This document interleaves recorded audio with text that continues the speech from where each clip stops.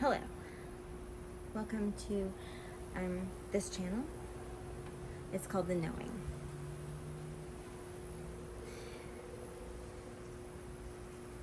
This is the second video of many,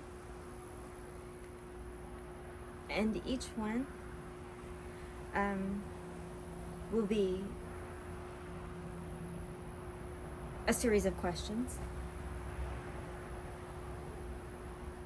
and a tribute to one of many creators out there in the true crime community that have really shed light into the darkness and I could not be prouder of them. The first tribute was to Sergeant Friday, who is usually on the creator's panel, Thou Shalt Not Kill. And the description, the links are in the description, and please, if this video reaches you, please go sub to Rory. That's his channel, Thou Shalt Not Kill. I'm so very proud of Rory. I'm so very proud of the creators in the true crime community, because they are fighting the good fight. And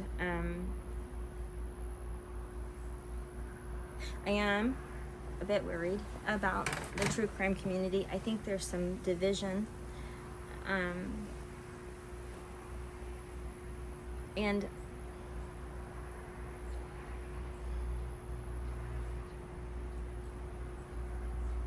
I can agree to disagree all day long.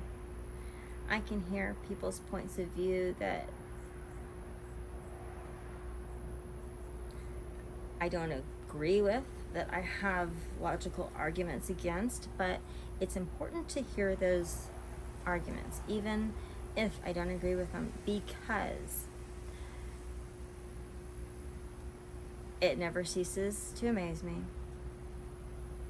that when you're willing to listen to people that don't have the same views as you, in fact, people that have views that you disagree with, you inevitably will find either common ground or something of weight in one or part or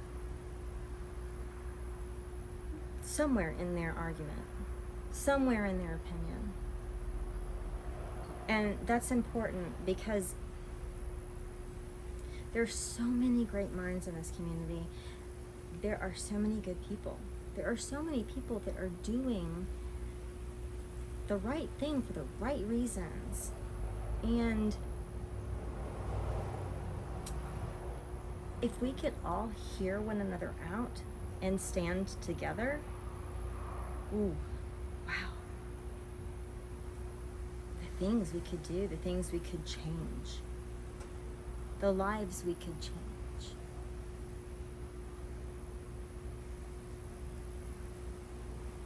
The rights that we would win back.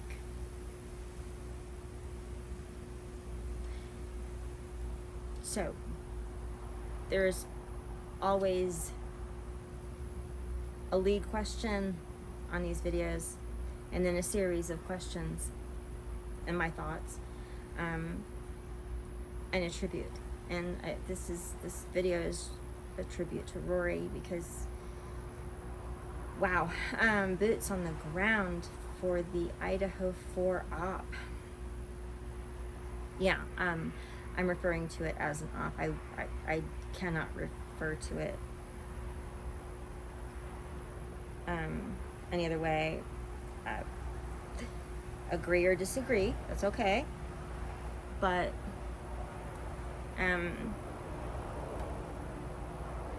If you saw the first video, then you would understand why I feel like,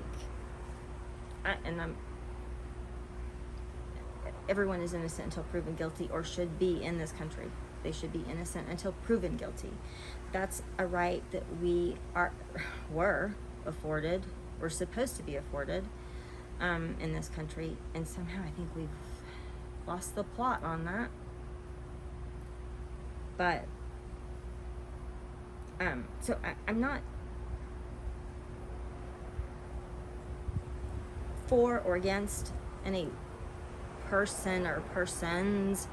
I'm not trying to say that Brian Koberger is innocent and change people's minds if they believe otherwise.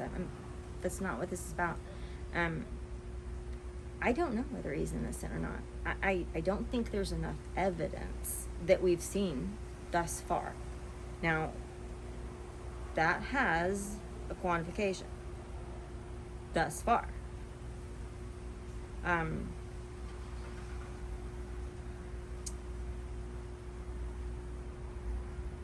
I in no way pretend to be better or more knowledgeable than anyone else. In fact, I think most people are more knowledgeable and more experienced than me.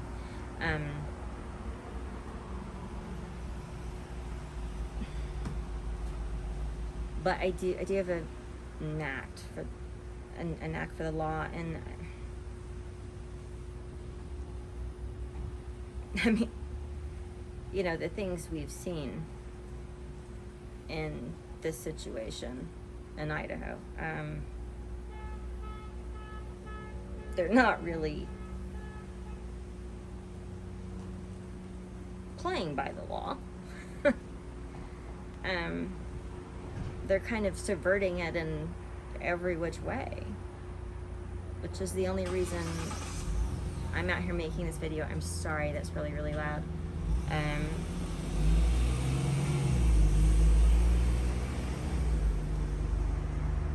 But I don't believe they could keep big bombs till the last minute, although they are trying to keep it very secret. I mean, no cameras, really? Really? No cameras. Wow. Yeah, I know it's open to the public.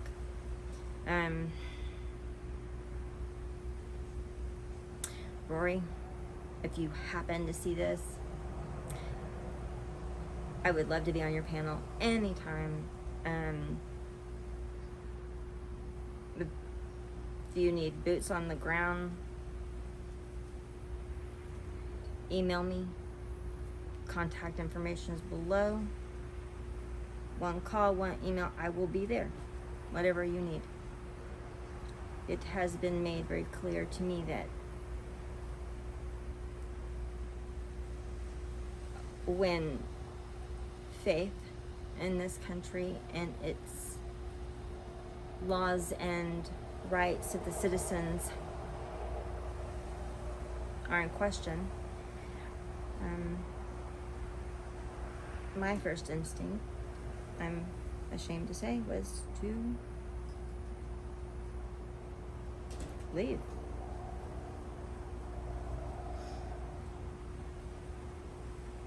In video 1, if you saw that, I explained that I remember 9/11. I remember where I was, who I was with, how I felt that day, how strange it was not hearing planes overhead.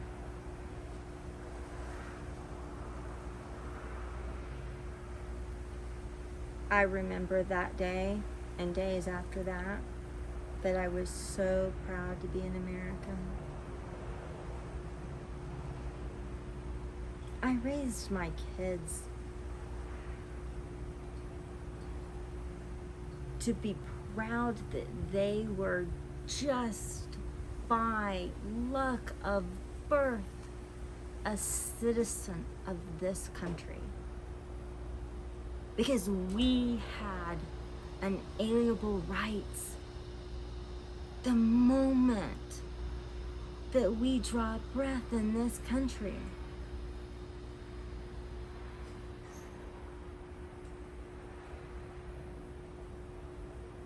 Ask me if I believe that now.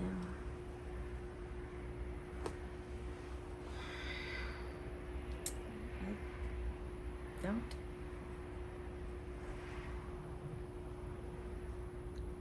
I think there's a lot wrong in this country, but the Idaho 4, that op,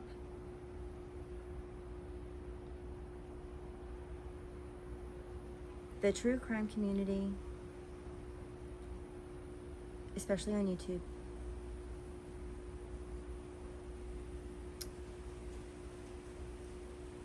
let the light shine in places that had been in the dark for who knows how long. And we should be concerned about that. We should be concerned about the fact that our justice system and our rights are, I'm sorry, that must be loud. There's one highway and it's right there.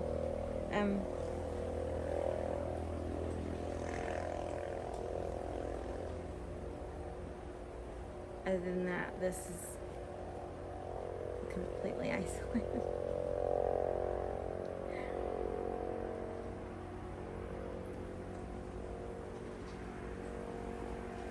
So,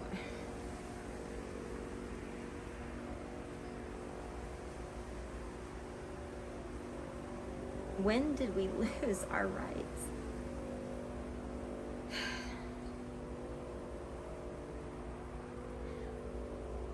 When did it become an easier thing to think about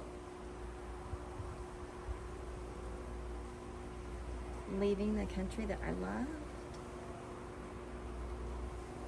all my life for another, because I could see that this Idaho 4 situation alone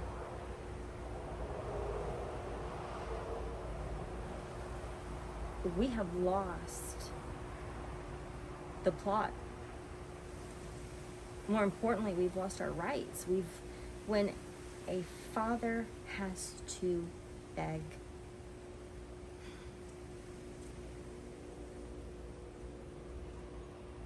for his daughter to get justice, we should all be ashamed.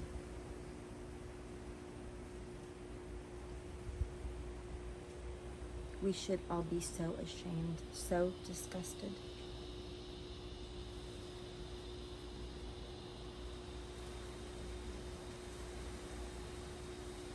We should all be in that courtroom because it's open to the public. We should all be there.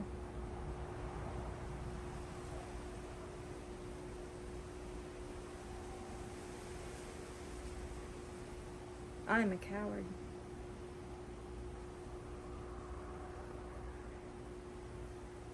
I had many arguments. Ones I thought were valid, reasonable.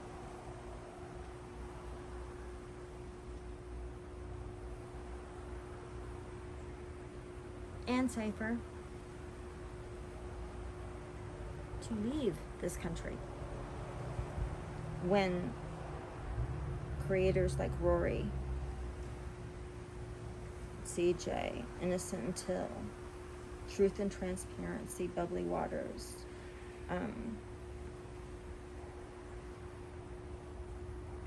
Lana, I mean, just Neeks Peaks. There's too many to name.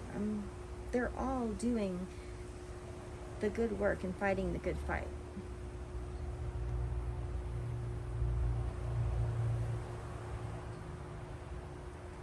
Rory has put himself in harm's way by being boots on the ground that allowed us to see the environment that this horrendous crime occurred in.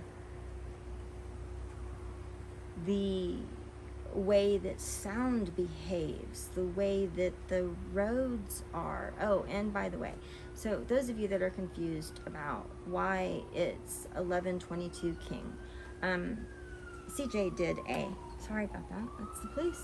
Huh. Siren.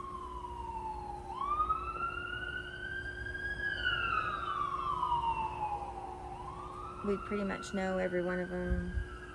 This is a small community.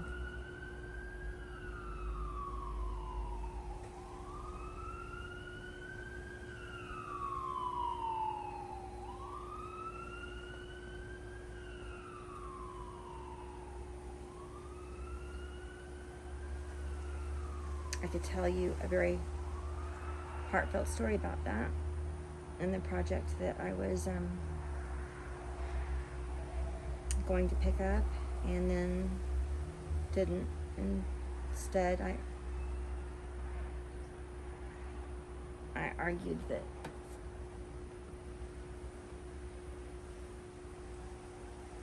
things were getting so bad in this country that we should really consider other options.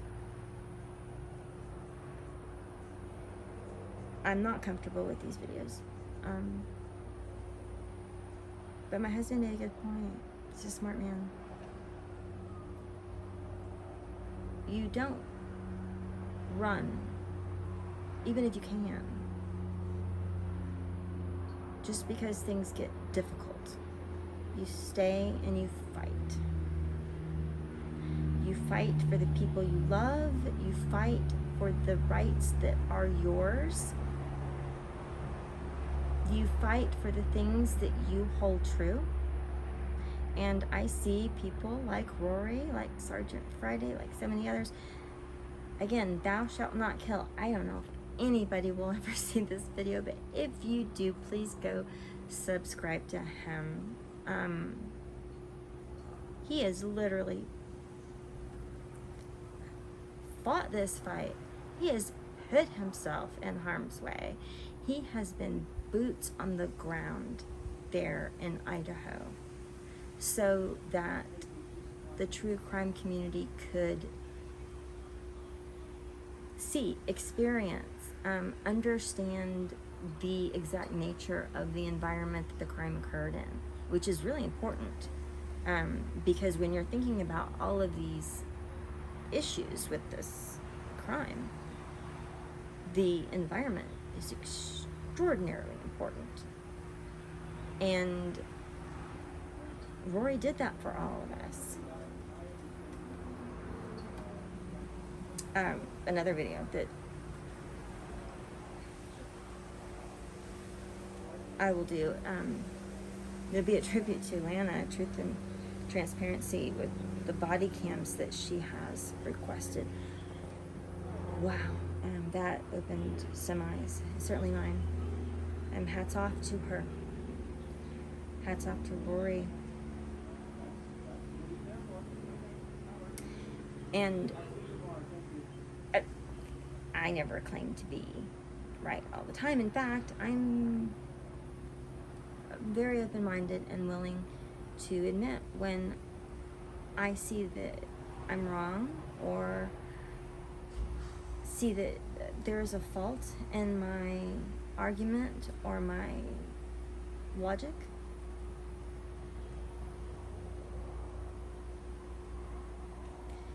And so I'm here to stand lockstep with the good people of the true crime community.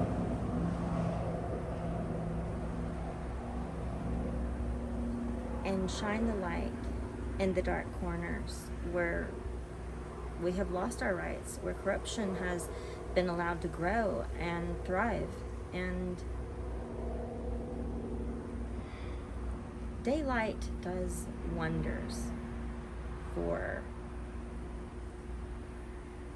corruption, for misdeeds, for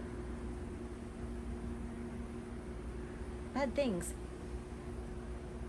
It's a great disinfectant, isn't it? So the more people shining the light, the better, in my opinion. And this is not an easy thing to do. And so hats off to all of you who have made all the videos. I've spent all of the hours watching and all of the time thinking. Roy, for asking those hard questions. That's what he always says. Don't be afraid to ask those hard questions. Well, I've been asking those hard questions, and I'm coming up empty-handed on a lot of those. So, let's get to it, shall we?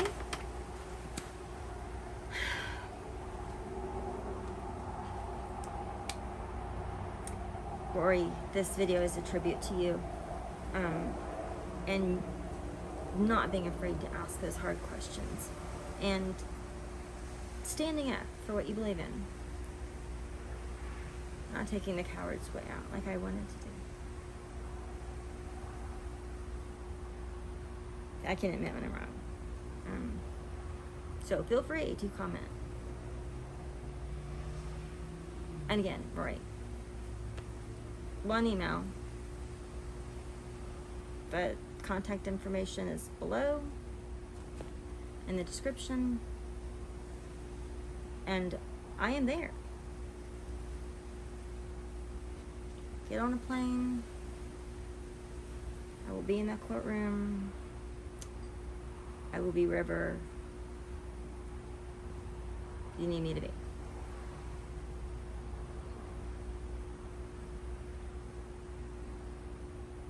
I've seen that my argument is lacking and weak.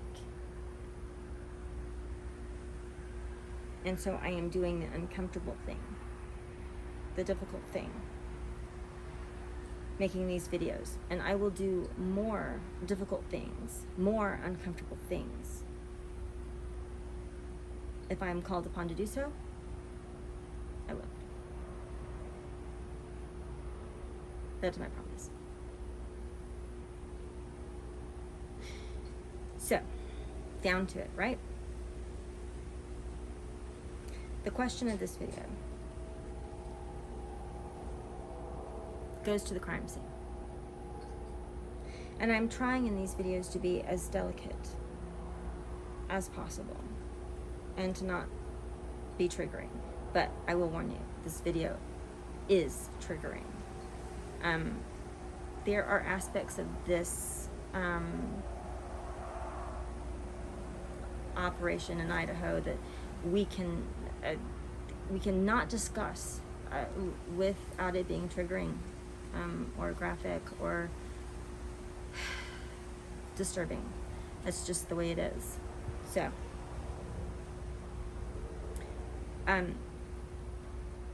personal note, we're like 15 feet in the air.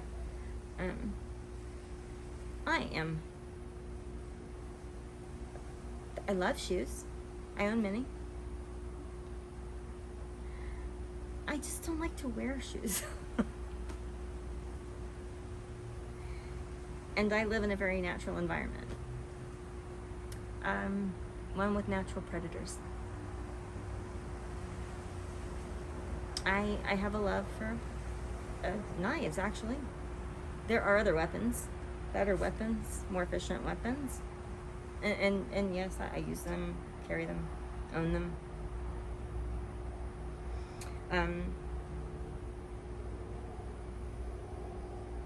As in video 1, if you had seen that, I don't even know if anybody's gonna be seeing this, but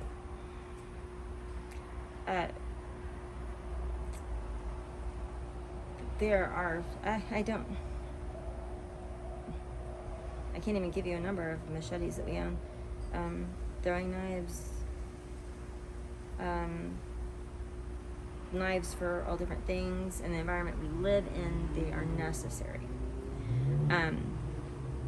They're necessary for,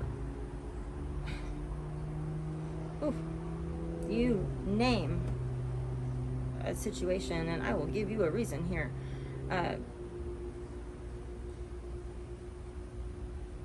This is isolated and there are cameras everywhere. Cameras that you could never really spot with the naked eye. And yet, there is wildlife everywhere. There's a reason we are 15 feet in the air. And there are still predators that can get to us 15 feet in the air. And yes, we are in the U.S.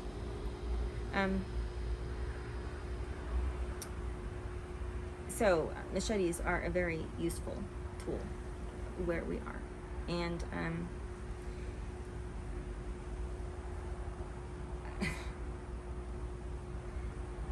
I really hate snakes. Really hate snakes. They're a big problem here. That's not the only problem. I wouldn't even say that that is the majority of the problem. In fact, it's not. There's so many dangerous things here. But, you know, wouldn't live anywhere else. Wouldn't. So, I mean, you have to deal with that, right? And for someone that does not like to wear shoes, and I apologize, I'm overweight, I'm normally very fit, COVID and other health issues. Ugh, I feel like a marshmallow person. But normally I'm very fit and outside all the time, and that's how I live my life and why I live where I live and why I've always loved this country. And well, if you're seeing this, you're well aware of why.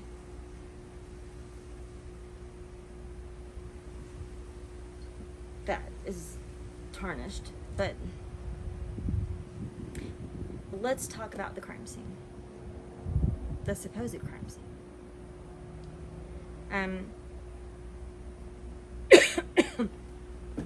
There will be a video that I put out.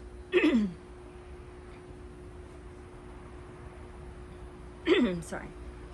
There will be a video that I will be putting out that has a picture of the kitchen of 1122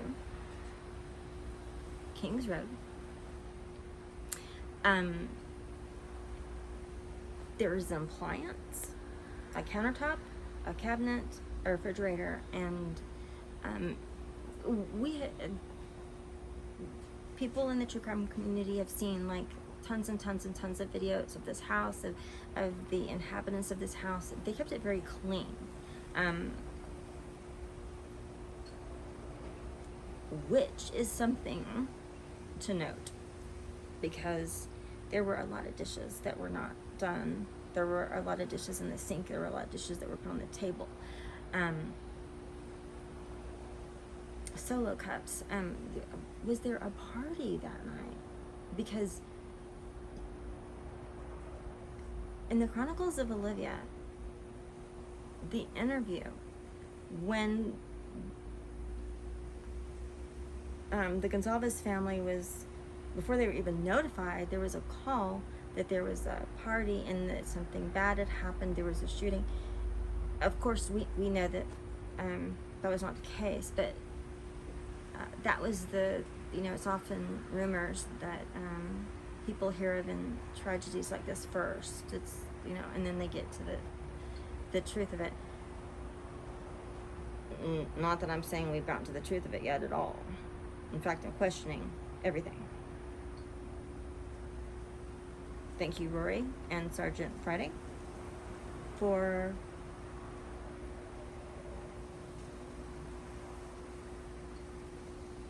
making me start to question everything again and think critically again, when it used to be second nature. And I think a lot of people have forgotten to do that. But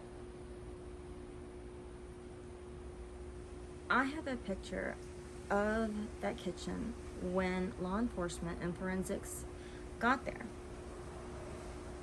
And you see some appliance on the counter and the cabinets and the refrigerator, and it's clean, it's orderly. There's nothing to be seen there. As the day progresses, you know, one you station long lensed and then took that photo, and then there is another one, and I have it, and the appliance is removed from the countertop, and there is a substance on the countertop, and there is a substance on the cabinets. We know there is a minimum of an 8-hour delay in calling 911, right? Well, this is YouTube, so I have to be careful what I say. And the liquid substance that keeps us moving and going and runs our systems, the average human has like a milk gallon and a half of that substance. And what do we know about that substance? That when it leaves the body, it leaves in a liquid state with a consistency a little bit more viscous than water, and quickly starts to actually become less and less liquid. I did some research, and I found that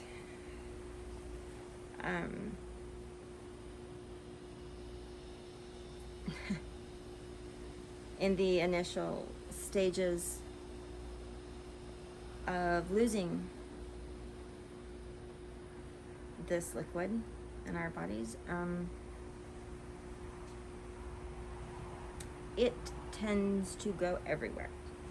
And I read a lot about crime scene cleanup, and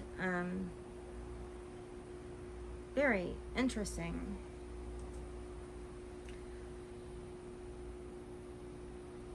I should probably read more on it because it suppresses my appetite, and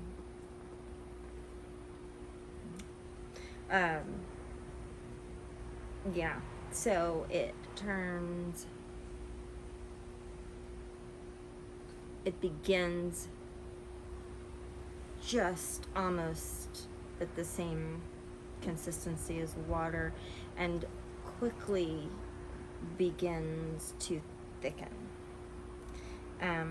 When it is dried over time, it actually becomes kind of a plastic almost in consistency.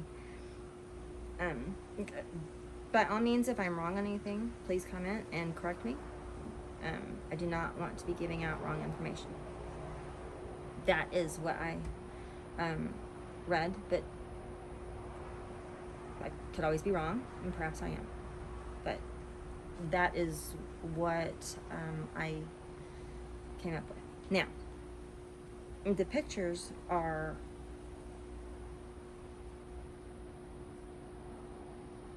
a quagmire. They're a problem. Because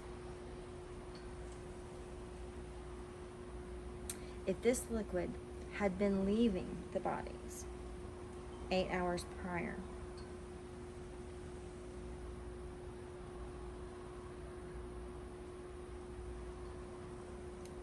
it would no longer be in the watery state.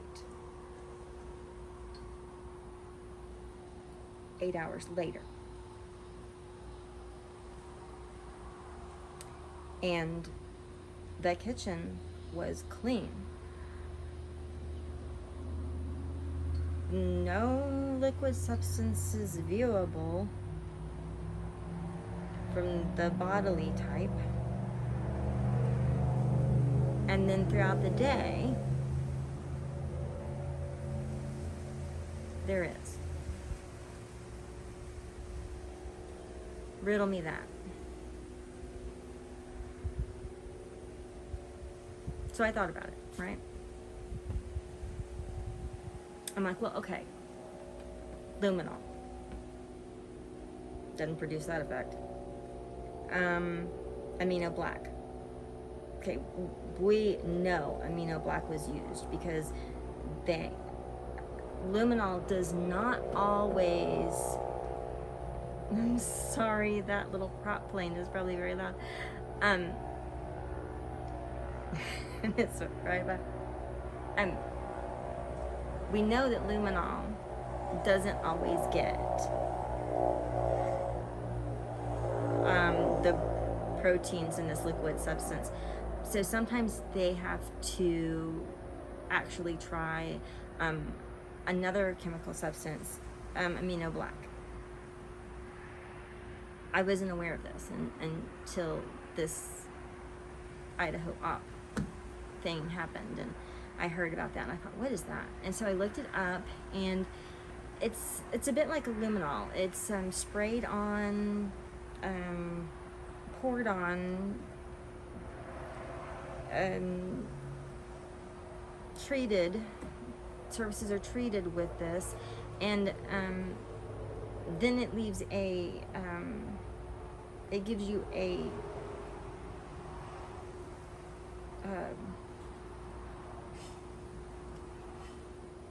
black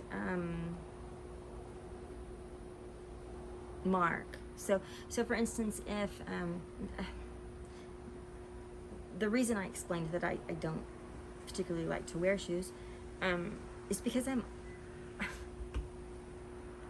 horribly notorious for cutting my feet, and for some reason, and it's not because I'm fat, because I've not always been fat. In fact, this is a temporary situation. That's another reason I'm uncomfortable in front of the camera. But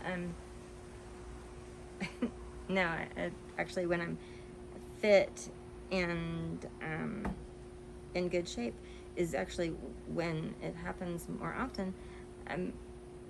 For some reason, I just don't feel it, and I'll be walking around the house, and my husband will come home, and he'll immediately start yelling my name because there is this liquid substance everywhere, right? I mean, everywhere. And I don't look down. I'm going about, my day, doing things. And he's like, where are you? And then, I'm like, what is the problem? And he points down at the floor, and I'm like, oh, yeah, that is a problem. It's really not funny. It's actually kind of scary, but the interesting thing about this is that I never get it completely cleaned up. As hard as I try, I always miss some. And if you were to come into the house and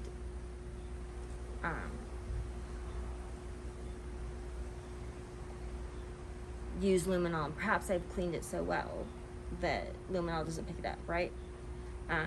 But you know that a crime has been committed, let's say, for argument's sake, and so then the next thing you would use is amino black because it picks up on the proteins, right? And so when it is treated, the substance, or a surface is treated with this substance, it then shows up in black, right? But it's not drippy, it's not, and that's not what that picture shows. So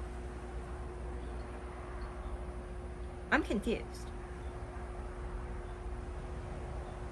And I mean, these are photos that you can find out there just by Googling and looking at, you know, the pictures that were taken at the residence. So it's, I mean, you don't have to wait for me to put the video out with those pictures. You can just Google it and you will see that there are two with the same zoom in lens, and one is has no liquid substance, and one looks like the kitchen is dripping in it. And sorry.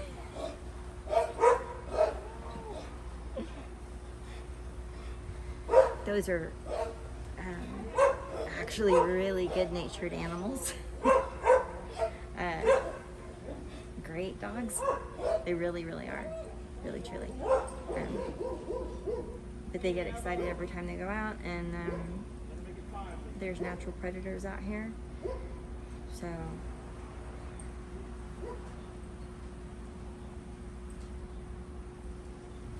I don't mind that they bark. I've got a lot of them inside that bark.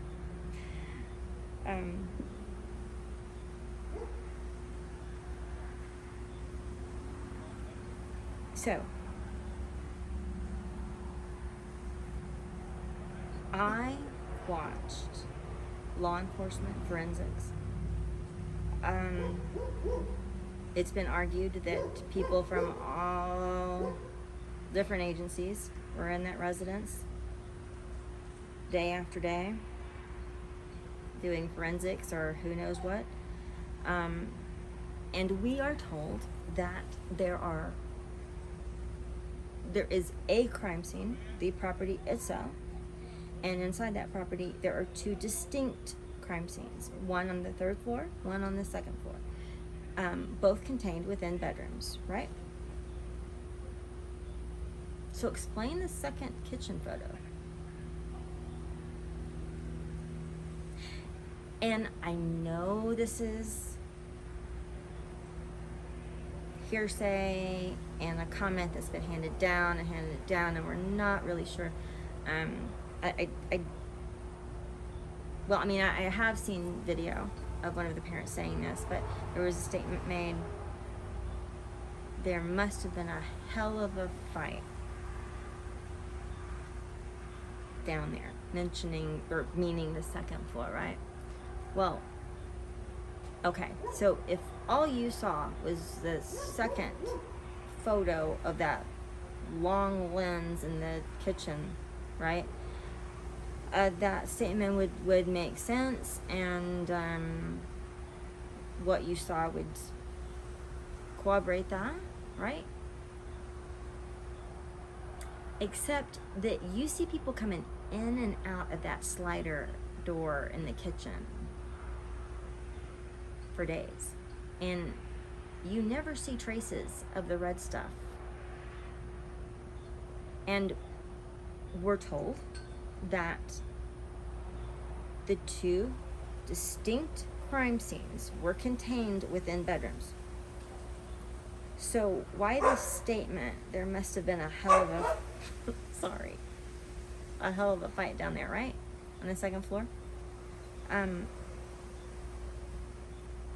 That doesn't make sense, right? With what we're told, that there are two distinct crime scenes in the bedrooms? Or am I wrong about that? I mean, maybe I am. Please correct me if I am. But here's what gets me. I've already told you that an average human body contains 1.5 milk gallons. Okay, that's a lot, right? There's no carpet in this residence. No carpet on the stairs. I've seen no carpets in any videos. I could be wrong. But if there were, they were small because I missed them. And I'm telling you from personal experience from cutting my foot just haphazardly on a pretty regular occasion, unfortunately. Yeah.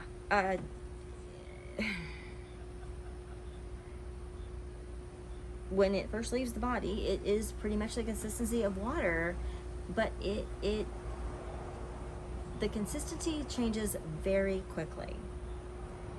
And of course, there are a lot of factors that are involved in that. How cold is it? It is, the humidity, what part of the body is injured, if it was a main artery, if it was a deep injury. Well, I mean, I have read that some deep injuries actually don't expel a lot of this liquid, and actually rather shallow injuries in other parts of the human anatomy expel a lot of this liquid. So let's just go with the fact that these individuals were injured in a manner that would cause them to lose a great deal of that milk jug and a half. And that's the average person. And we know that one of the victims was like 235 pounds. So that's probably more like 2, right? And there is a lot of discrepancy about where that victim was ultimately found, right? So if that victim was ultimately found up against a door, which from the videos I've seen has a gap about 2 inches on a hardwood floor,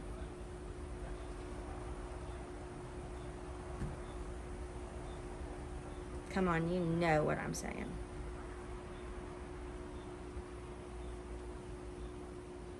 You would not have been able to look down that hallway to where that bedroom was without seeing what would be an obvious sign that something very, very, very bad had happened to someone or 2 people in that area. There's no 2 ways about it. No.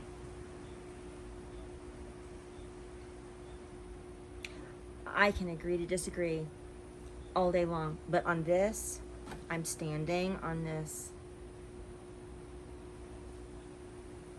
I've been looking at this aspect of this Idaho 4 operation from day 1.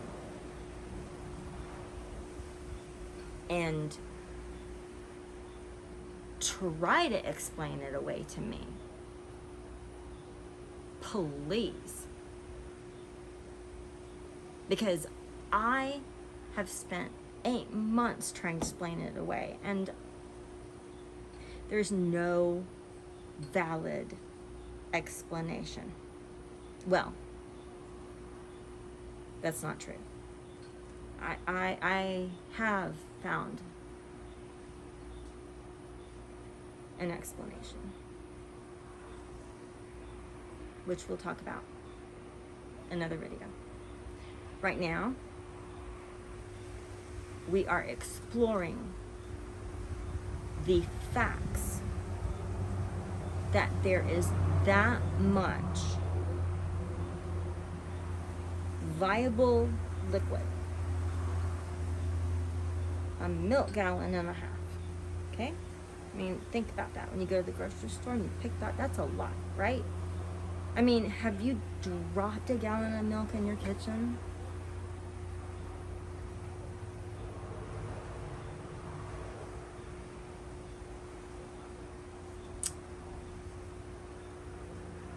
And yes, I am aware of the photos of the mattresses and of a white piece of furniture.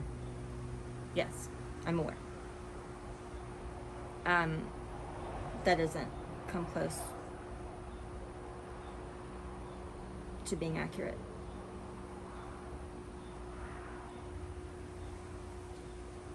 Not even close. Not in the ballpark. Not in the next ballpark over. Close.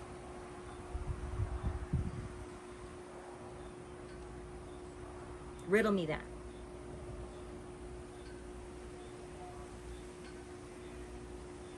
There's no good answer. There are answers. Or possibilities.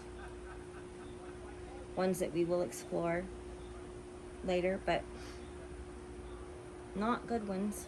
Not ones that I like. Not that I would like any of it, but it is a problem. It is a very bad problem.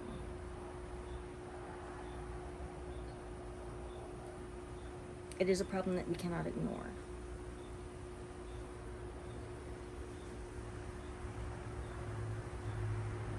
I don't know why this has not been, it's been talked about by every creator. I mean, I will never say that the true crime community does not do its due diligence, because I am impressed by all of you.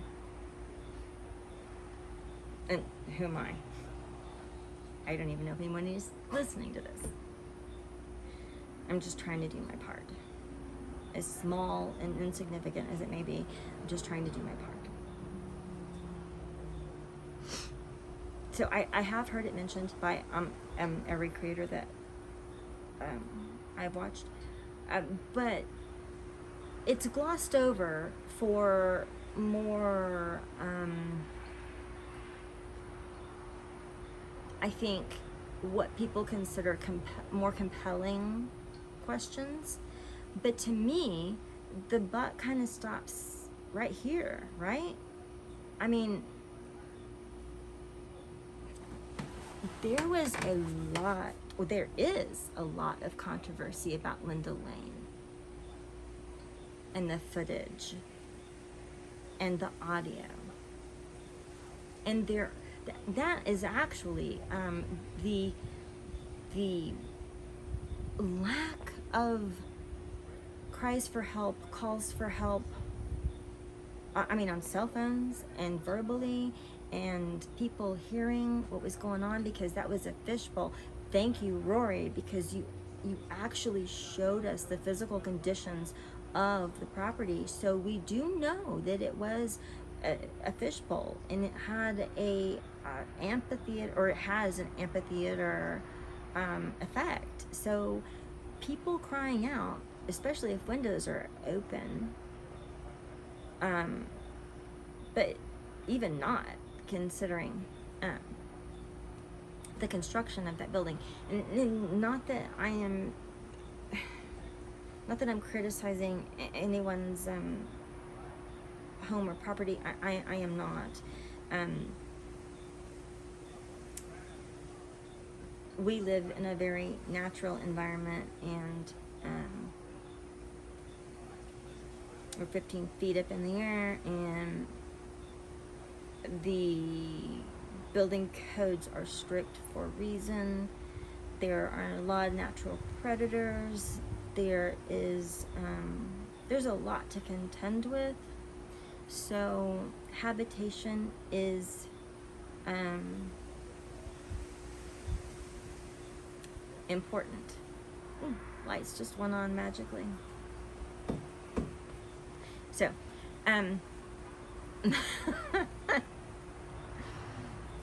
yeah, they're on the timer, which tells me I've been long-winded. But so habitation here is important. The codes are strict. It's a natural environment. There's a lot of natural predators. It's dangerous. So things have to be built at a standard that is kind of non-negotiable.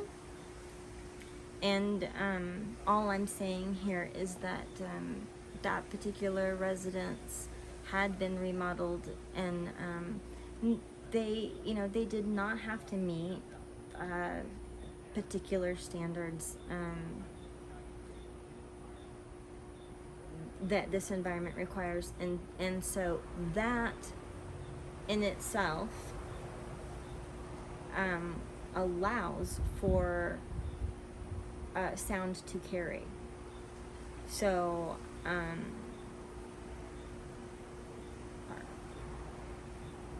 cameras are on a timer, our lights are on a timer. It seems to scare people, but it's kind of like Fort Knox when storms roll in and steel shutters start lock. Everything's locked down like Fort Knox. No, you can't look at it, anything. I mean, that's just,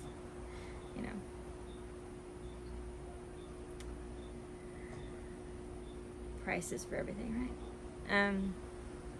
So that was not the situation there. That house, noise carried. The way that the natural environment that it was situated in, noise carried. So people are very concerned about the lack of audio and screaming for help. And then we're told in an interview that was very recent that one of the victims was trapped. I have difficulty with that because my opinion and my thoughts about what happened are different. I'm not going to say they're accurate because I don't know that, but they're different. I don't think that's what happened.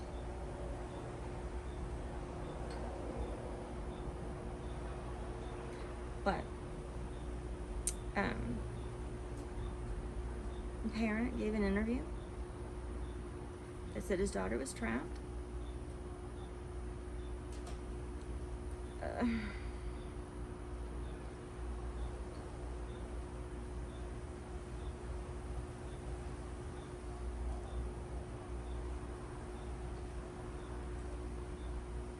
So if only one person was supposed to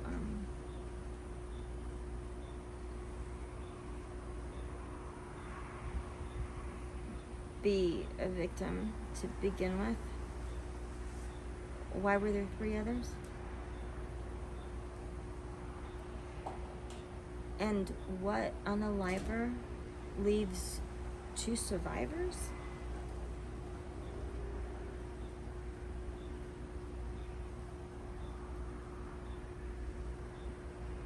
And a dog let loose?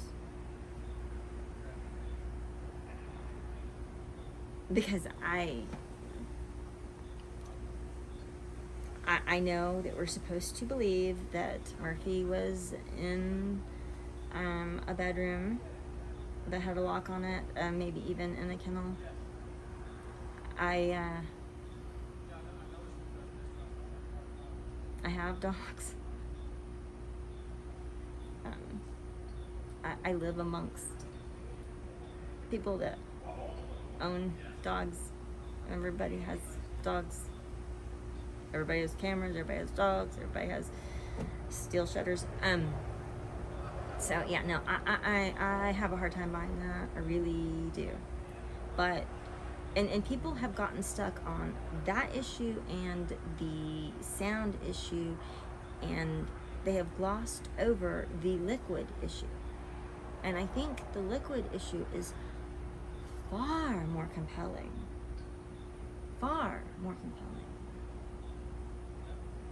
We should be demanding the answers to that question. Because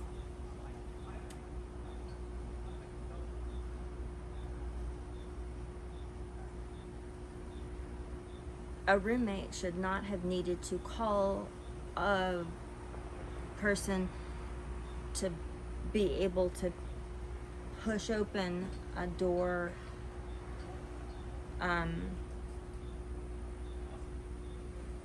to see what happened, because you should have been able to tell by the smell of iron that is in a liquid substance that makes our bodies go, and you should have been able to see it clearly coming out from that gap.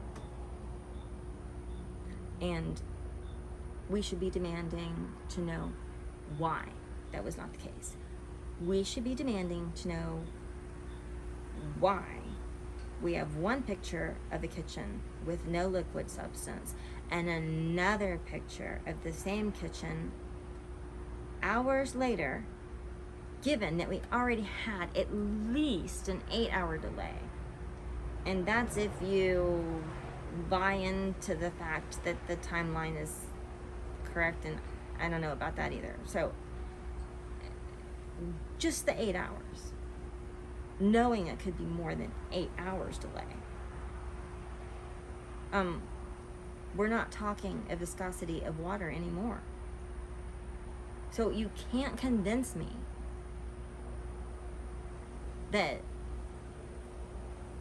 8 hours later, a law enforcement forensics team, and it looks like a bunch of different agencies were in and out of that house without personal protection equipment. So PPE, right? People in the white suits. They're coming in and out, and we don't see a drop of that liquid substance. Why? Why?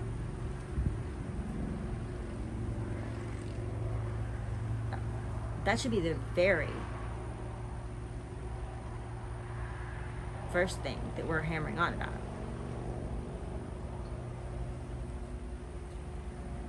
And how do you go from none of the liquid substance in the kitchen to then a picture of it after an 8-hour delay?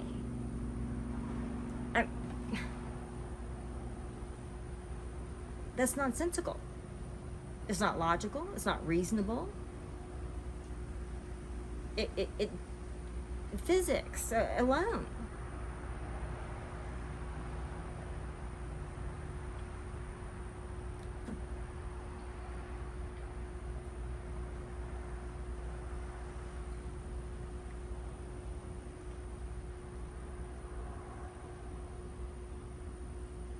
So let's circle back to the luminol and amino black.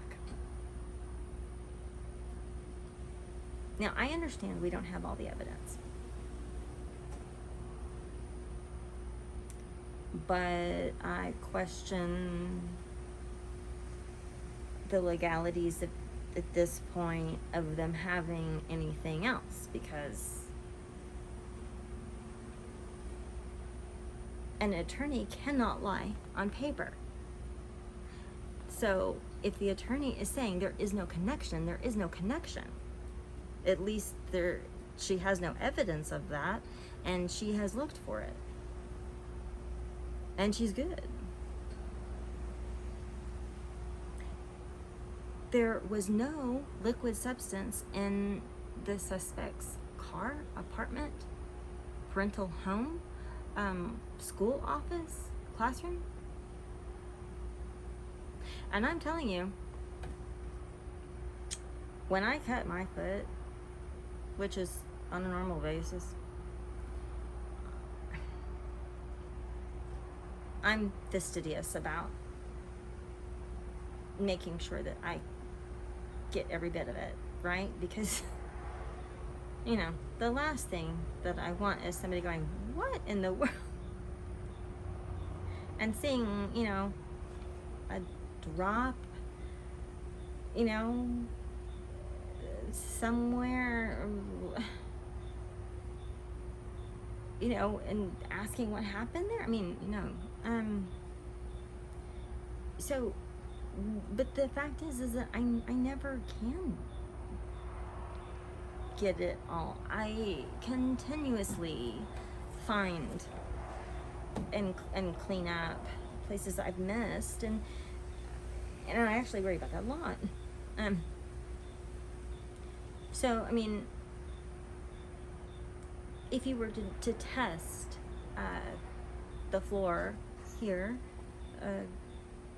as if it were a crime scene, probably because I am fastidious about it, you would find evidence of bleach and cleaners, and forensically they would find that evidence. They would be looking for the liquid substance, but they also look for the cleaning up of that substance. That's why they will go back a second time and use amino black, because I had not heard of amino black. So I wanted to know why that term was thrown around and in what situations they would use it in. And that kind of confuses me too, because so we're not told, right? Did they detect bleach and cleaners? Is that why they used amino black on that floor?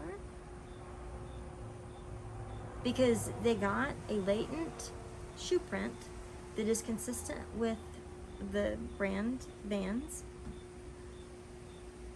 with amino black. And amino black is generally used as a secondary substance to luminol only when they think that the scene has been clean, and then they use amino black because it picks up the protein and the liquid substance that we all have in our bodies. So one latent footprint.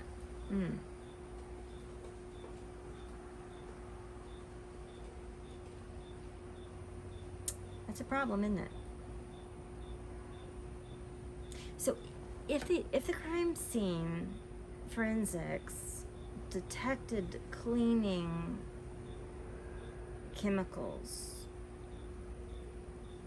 therefore using amino black to show latent prints, right? Why did they find one? I mean, what did they use, like hospital bleach everywhere but that one spot? Because I did a little bit of research about like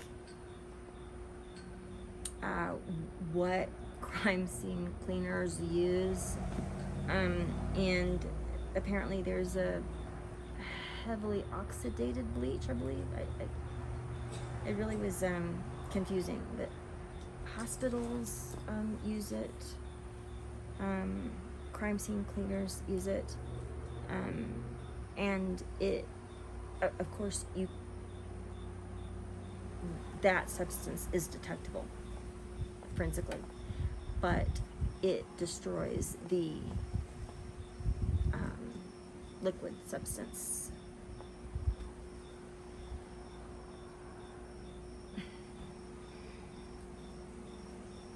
So why one latent print?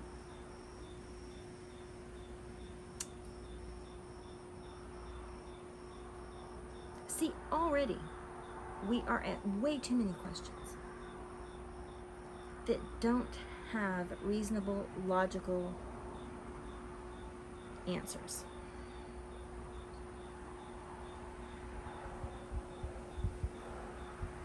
That bothers me. because I want those families to have those answers.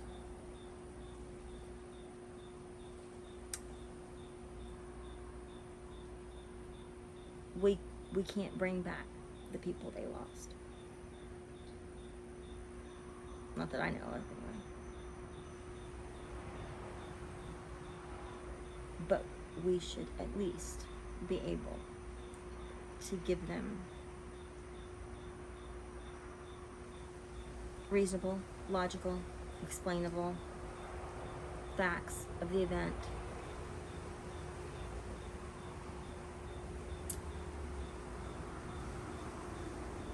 So that they can, sorry.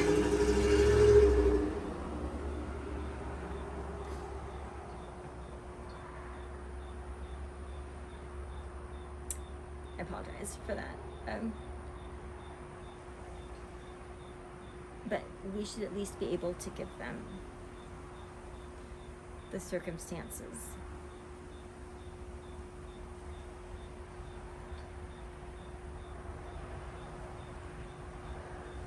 in which they lost the people that they loved.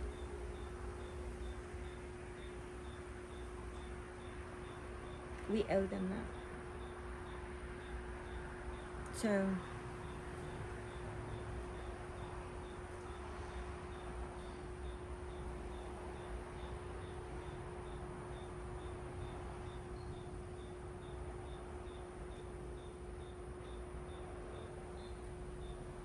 I will not quit calling this situation an operation, because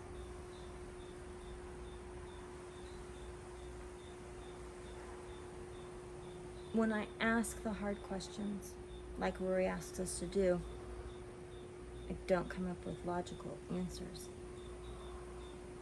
So when I search long and hard for plausible ones, given what we know, and we don't know very much, or maybe we do, and we're not seeing it for what it is, but given what we have to work with,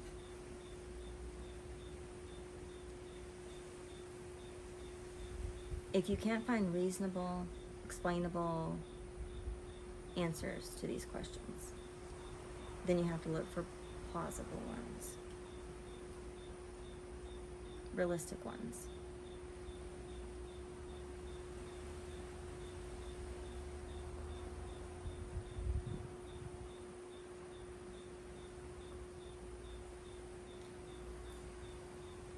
And I'm afraid that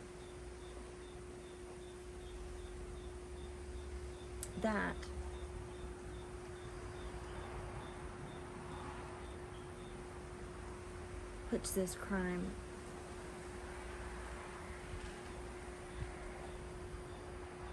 in a very difficult position.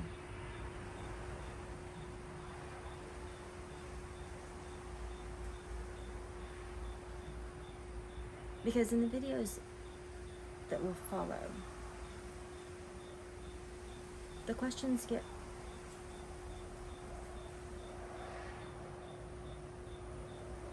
not harder, but when we look at what there is to know, what we can know, what's not being secreted away or hidden with no camera, judge, no audio either, judge. Really, what are you hiding? Why are you hiding it? Because we have a right to it. A court proceeding is a public thing, and the public has a right to it. Bad things lurk in the dark, and the only antiseptic is light. If you allow things to stay in the dark, they will multiply, grow, thrive.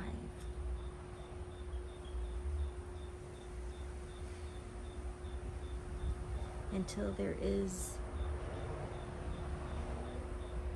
nothing to shine a light on.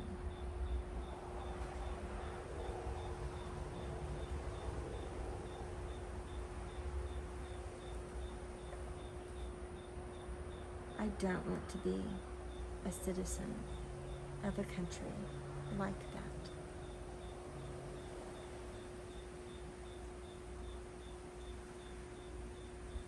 I want to be proud of my country.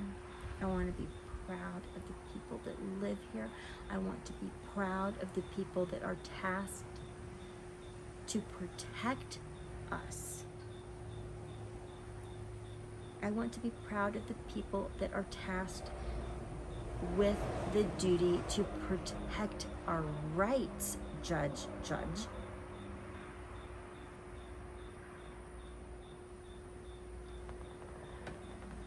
And I don't care if no one sees these videos on YouTube.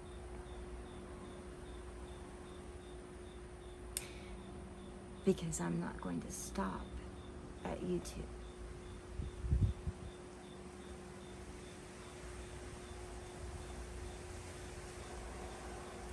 Rory, I mean it. Contact information in the description of this video. You call, I'm there. I will put my money where my mouth is. Will you? And I don't mean Rory, I mean, because he has. But any of you out there that may run across these videos, will you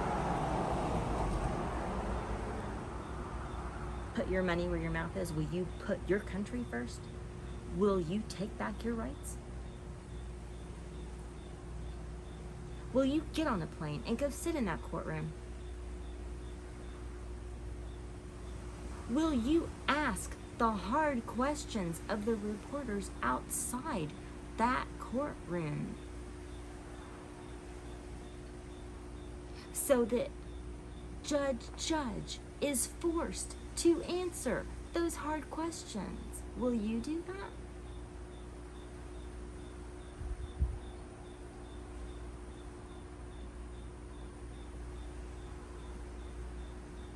Because I was ready to take the easy way out, and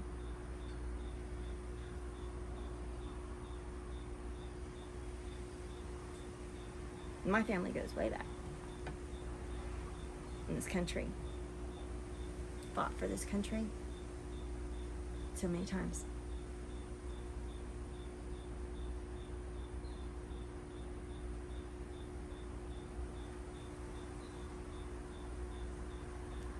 And my very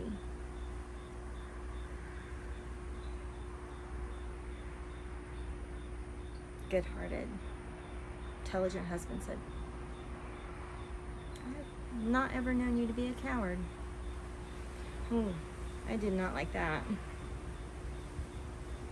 But he was right, I am. But I can admit it. I can see where my logic, my thinking, my would-be actions were wrong.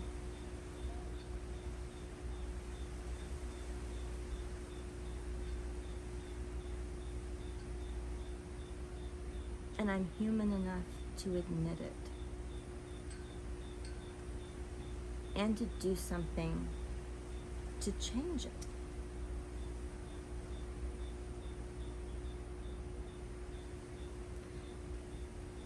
So while this video may get to a few eyes and a few ears,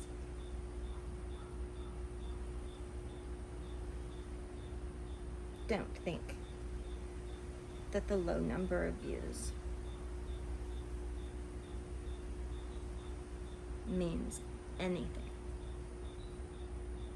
This is one platform, one avenue.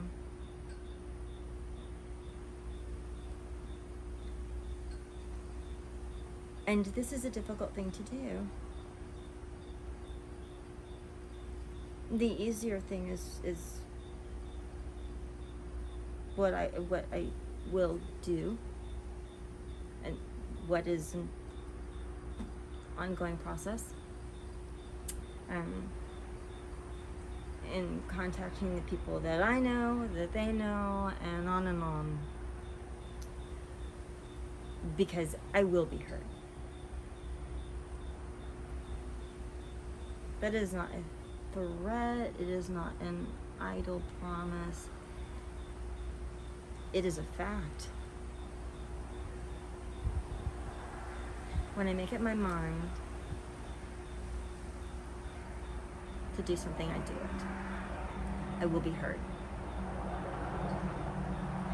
These videos are tributes to those that have come before me, and a solid promise that I will stand lockstep with those creators to do the right thing. And it doesn't end here. No, this is just a declaration of war. Because, my friend, if you don't know it, we are at war.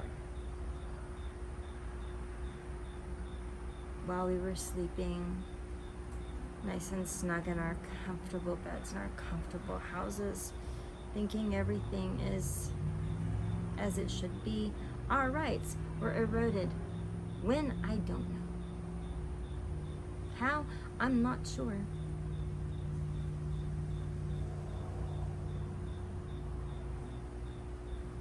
But the correction?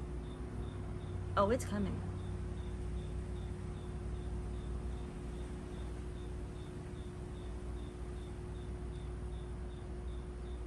It's coming.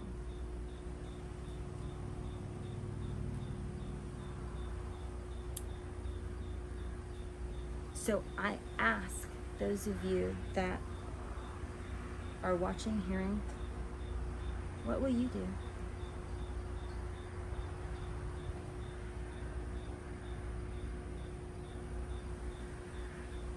How will you stand up to this?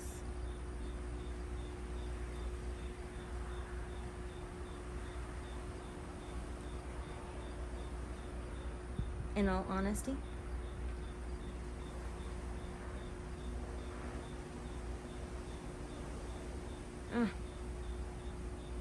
I just don't let things go.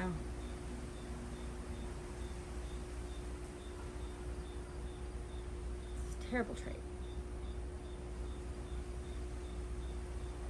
But the truth is it doesn't take very much if all of us just do a little bit.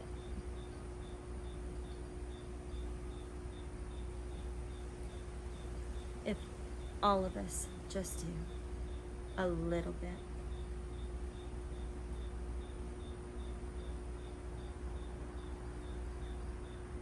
Things would change quickly. We could get our rights back, our country back, feel safe in our homes again, feel safe sending our children to college.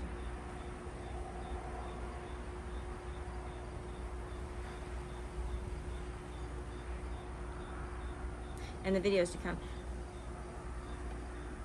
if anybody even sees them, you'll understand just how a dog with a bone I am. I've called the White House before.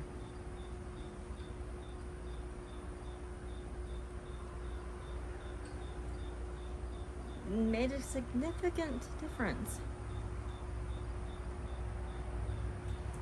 Very interesting story, but for another time, yeah?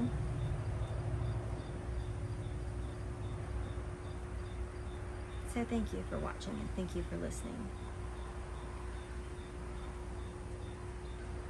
Now, my task is done tonight. What will you do? I tell you what you can do. It's a simple thing, really. Press the like and subscribe so that more eyes, more ears may see and hear these videos,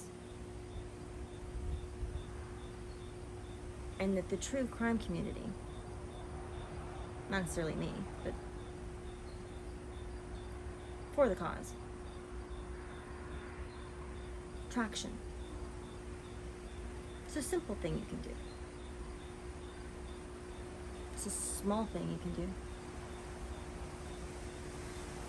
If we all do just a small thing. That's how we've always done it. That's all I'm asking. So until the next.